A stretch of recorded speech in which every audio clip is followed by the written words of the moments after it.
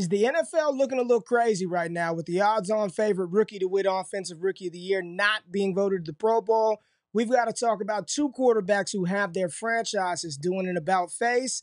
And then maybe, just maybe, we should stop victory lapping too early in fantasy football. We got a lot to talk about. It's Feel Good Friday. Not a lot of time to do it. Let's get it, baby. Okay, let's get it. Bitch, let's get it. Woo! Yeah, it's Friday. Feel Good Friday. We vibing here on the channel. Hot takes, trending topics, what's going on in the world of fantasy football. No stats, no advanced analytics. We just gonna have a conversation, family, and we gonna kick this thing off with the NFL potentially looking a little crazy out there. That C.J. Stroud is currently the odds-on favorite to win Offensive Rookie of the Year. And I just want to know because this popped up today, curated on the feed. Who do you think should win Offensive Rookie of the Year? Puka Nacua or Houston Texans quarterback C.J. Stroud? So let's talk about the situations that these two young players had to walk into this year. There were many people, me included, who took a strong stance and said, I don't want anything to do with Stroud. Ohio State quarterback, Houston Texans, they have historically, over the past couple of years, been a bad organization, bad situation. It's a defensive-minded head coach first year in D'Amico Ryans. I don't want any part of C.J. Stroud. He's throwing the ball to Robert Woods and Nico Collins, and you've got an undersized Tank Dell. And all that he's been able to do is change life in Houston. C.J. Stroud is what I call a truck. You've got some quarterbacks that are trucks, some quarterbacks that are trailers. You have a floor raiser, and then you've got the other guys that just have to be pulled along by the rest of their teams.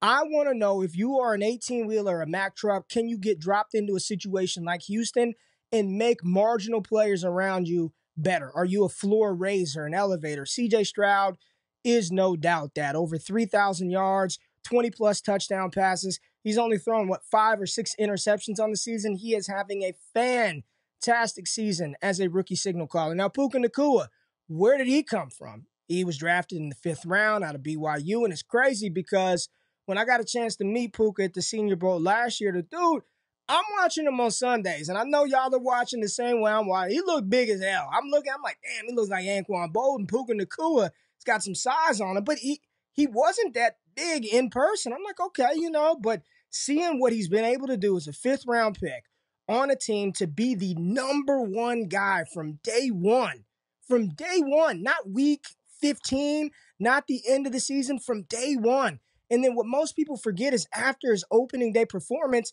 he goes out there against the San Francisco 49ers, who most people consider the best team in the NFC, one of the best teams in the NFL. He put up 15 receptions on that team.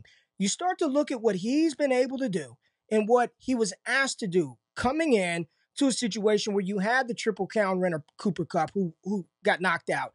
This was a team that was supposed to be left for dead. Both of these franchises are in better situations because of these two young players. If I had to vote, if Puka Nacua sets this record, he's 29 yards away, 30 yards away from the NFL receiving yards record, breaking Jamar Chase's record. When Jamar did it, he won Offensive Rookie of the Year. I think Puka Nacua with a 100-reception season, over 1,500 yards, I don't see how this first-time rookie, first-year player, first-year Pro Bowl nod does not win Offensive Rookie of the Year over C.J. Stroud, and that does not take away from how damn good Stroud has been. The Houston Texans hit. I mean, you look at all the quarterbacks from the past couple of years. I don't think there's any quarterback. I love me some Anthony Richardson. A-Rich, you go back to 2022, you damn sure ain't taking none of those guys over C.J. Stroud. 2021 with Fields and Trevor Lawrence, I think we're taking C.J. Stroud over those guys. And then it goes all the way back to the 2020 class with Joe Burrow and Justin Herbert and Tua before you get to a conversation about who you would take over C.J. Stroud. But for me, I think Offensive Rookie of the Year should be Puka Nacua. I'm going to reward a rookie who broke an NFL record that for a long time people didn't think would be broken. Then it was broken by Jamar Chase, who most consider one of the best or at least top 2-3 receiver in the NFL. For this 5th rounder to do this, and he is not 4'3", 6'3", 240. I mean, he's a regular sized athletic profile wide receiver, but to come in and break an all-time record, Puka Nacua, for me, should get the nod for Offensive Rookie of the Year. But let me know, family. Let me know in the comments what y'all think below. Puka Nacua, C.J. Stroud, who wins Offensive Rookie of the Year? Now a little fun right here. A reason why in fantasy football you never, ever self-proclaim the winner of a trade, because you really don't know who won one side of the deal or another until much later in the season. And in Dynasty, hell, it might take a couple of years to figure out who won a trade. But I saw an interesting one hit the timeline today, and this is from 32 beat writers. Don't know who he or she is behind the account, but I've had positive interactions with this account for a long time. But here's the tweet on September 19, 2023. Okay, the Kyren Williams hype has gotten out of control. Blocked out names to protect the guilty party. And I'm looking at this now thinking, shit, you should have left the names in there to congratulate and reward this savvy fantasy manager here, because this trade was made after Nick Chubb, unfortunately, was lost to injury, right? Lost to injury. And the trade, for those of you not watching live, was this individual traded away Zay Jones, Nick Chubb, a 24 first, and a 25 second for Kyren Williams on September 19th, 2023. Now, the follow-up to this tweet, now I love when analysts and creators don't take themselves so serious as life and death and have some fun with this. 32 beat writers followed this up with, well, he ended up winning the championship. We apologize. Nice trade after all. And this was today or yesterday at 7:30. First of all, kudos to 32 beat writers. I do this all the time. I am very much, if you drafted Daniel Jones because of me, I am very, very sorry. But this is how you play. This is how you enjoy fantasy football. And this is a good reminder that as bad as you may think a deal is in the moment, or as good as you think a trade is in that moment, you really don't know.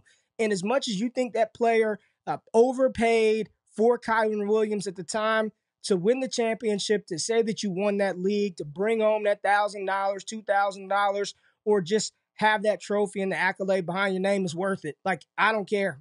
I don't care what that first is. And if it was mine, it was late.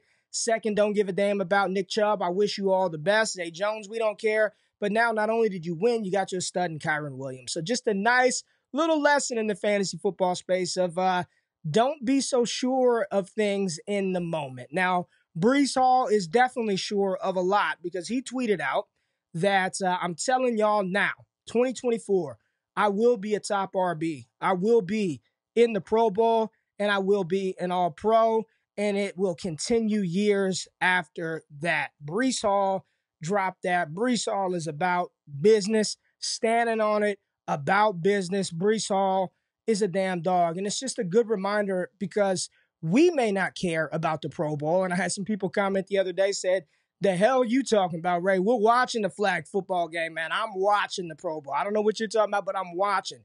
But we may not care about this, but these players do. This is important for them, for money, for contract situations, negotiations. Like, being voted to the Pro Bowl matters. So when you're talking through the players that were snubbed, you better believe, regardless if they're going to play in the damn flag football game or not, they want to be recognized by their peers, by the NFL, and have everybody else recognize them as all-pro, Pro Bowl type players. I want a motivated Breece Hall. In Dynasty, there are very few running backs I actually want to invest in. Breece Hall is one that I would pay fair market value to acquire Breece Hall.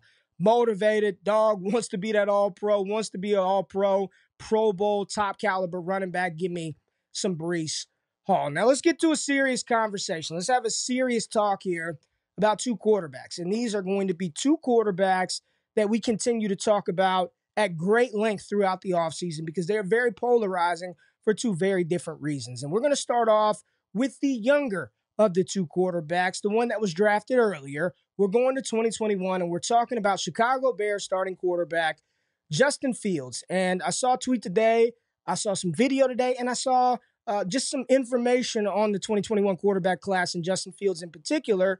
But here's a tweet right here from James Palmer TV. And it is quoting Brian Baldinger from NFL. Love Baldy's breakdowns. He knows his stuff. But here's what was said on NFL Live, NFL Network. I don't want to hear anybody telling me this guy can't read a defense. He's improved and is a legitimate big-time thrower. Baldy had a lot to say about Justin Fields, where the Bears are right now, and where they are headed. So just giving you an update of what was said in the video, and there's a full video that goes along with this, but, copyright stuff. I can't be showing all of that. But this was not the only pro-Justin Fields stuff that I saw. Former Kansas City Chief and San Francisco 49er quarterback Alex Smith also was on a show, radio program, SiriusXM, and he was talking about Justin Fields as well. Let's listen to what Alex Smith had to say about Justin Fields. We can dive into the numbers on Justin Fields in his career, but you also have to take into account the instability this guy's played through. Multiple head coaches, multiple offenses, a turnstile of an offensive line. This is the first year with DJ Moore he's actually had a number one receiver. I just think it goes beyond that. And given that instability, when you look at his play and who he's playing with these last couple of years, I think there's an argument to be made. This guy's ceiling is unbelievable. I mean, I really do think he's in a separate category when it comes to. There's a lot of guys that we say are dual threat, that fall into that category. This guy's different. He has different kind of strength and ability with his legs, and he makes plays that I think, and we're seeing football trend towards this. Look at Lamar, what he's done this year. And again, he's going to win the MVP deservingly. And again, not just based off his raw numbers. It's just his effect on the game, his effect and pressure he puts on opposing defenses in the run game and pass game. I think you put Justin Fields in that kind of box. So, and we're seeing football go to this. I think he can become that. He's that level of runner and thrower. He can make that kind of off schedule. All right. So we got the gist, right? We get the gist of what Alex Smith is talking about.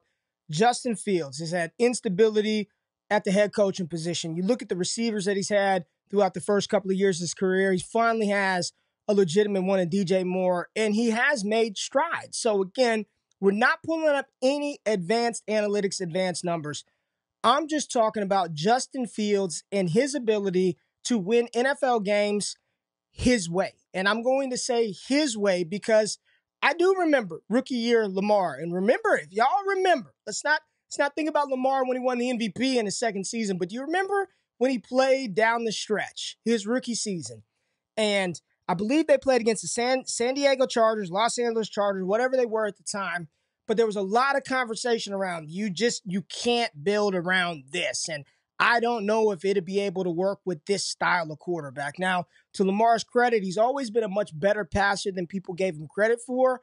But the Baltimore Ravens under Greg Roman, they built a run-style Lamar Jackson type offense that was conducive for his skill set. And that's what made Lamar Jackson the unanimous NFL MVP in his second season. And you look at how good he's been throughout the years without having a dominant number one wide receiver, without having, a bell cow Breece Hall level type running back. You look at Justin Fields and his ability to change the math on the defensive side of the ball with his legs, uncanny. We all know that. The real question is, can he do enough? Can this coaching staff, Ryan Poles, the GM, surround him with enough pieces to make the things that he can do, like the team help him along? He might not be a truck. Justin Fields might be a truck runner, but he's a trailer level passer, but that's okay. Some people look at Brock Purdy and say, well, he ain't no damn truck either. He is a high level trailer. And when you really look around the NFL, right? And I'll save this for Tua because it's going to be a little more applicable for Tua.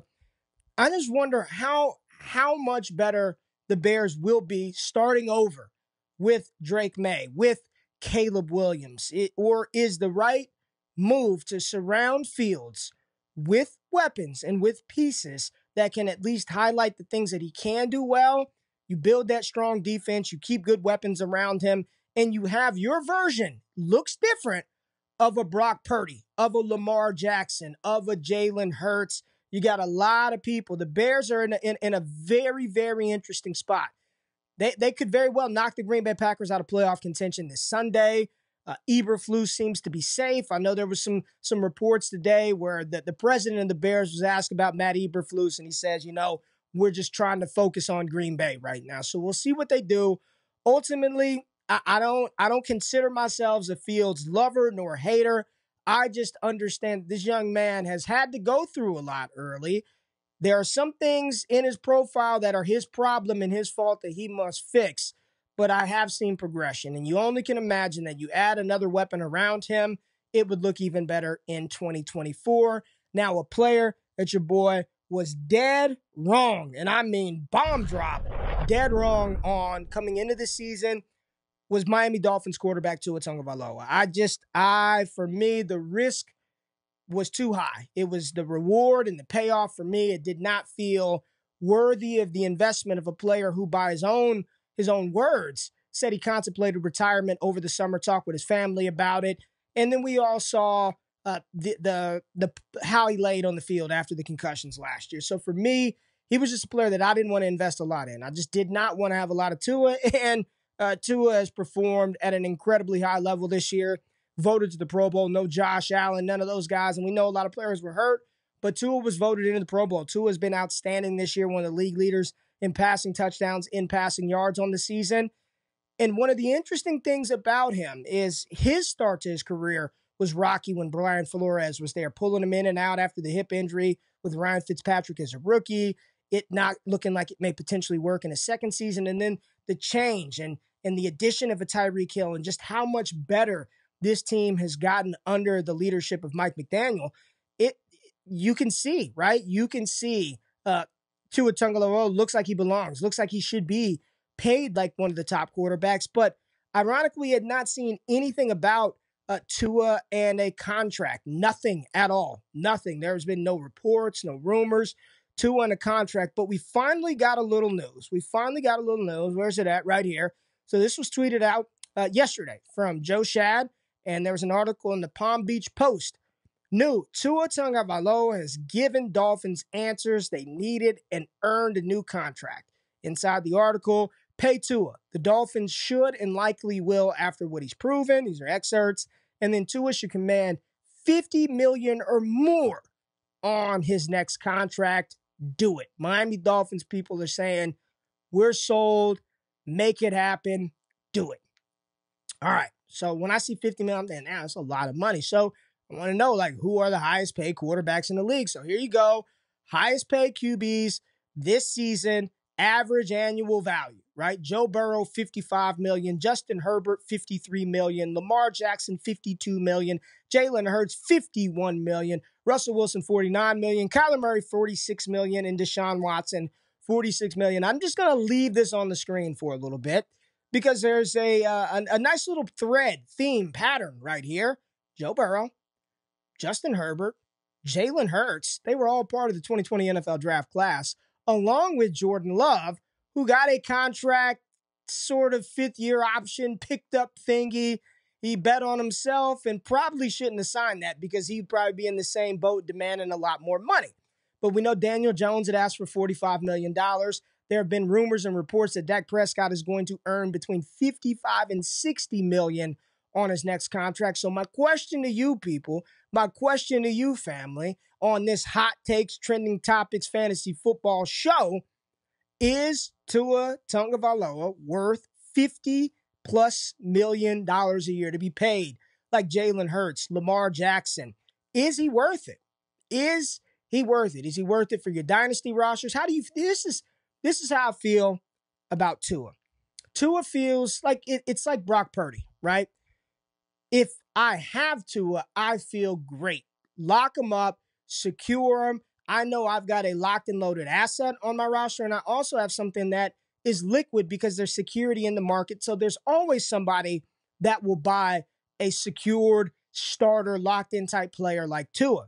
But I'm not rushing out to buy Tua the same way I'm not rushing out to go buy Brock Purdy. If somebody wants to sell because they don't like the name, or you get somebody like me who I don't want to deal with the concussion history, I want to get off of Tua, great. But what you normally don't see in the market, you don't see a lot of people that have Brock Purdy rushing to sell him for cheap. Or if they've got Tua, they're rushing to sell him for cheap. So from a fantasy perspective, I mean, this is great.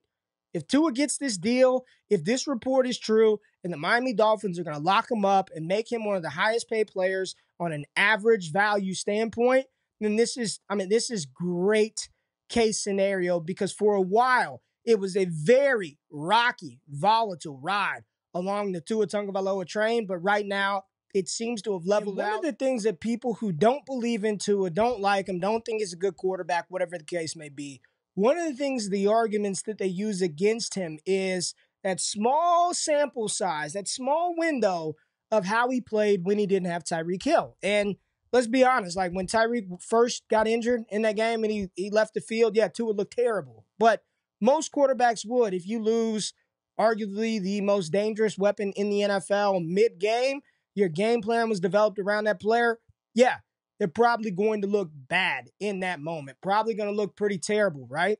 You take CeeDee Lamb away from Dak Prescott today, let's see how the Dallas Cowboys look. You pulled away all of that stuff from C.J. Stroud. We talked about him being Offensive Rookie of the Year when he didn't have Tank Dell and Nico Collins was out and the other guy, Noah Brown, was hurt. He was awful versus the Jets. You pull away weapons from Patrick Mahomes. Take Rashee Rice away from Patrick Mahomes right now and watch how he looks. The point is, everybody needs somebody. Very few quarterbacks in the NFL are going to be successful without their number one option. Is Tua on the same playing field as Mahomes, as a Joe Burrow? Probably not.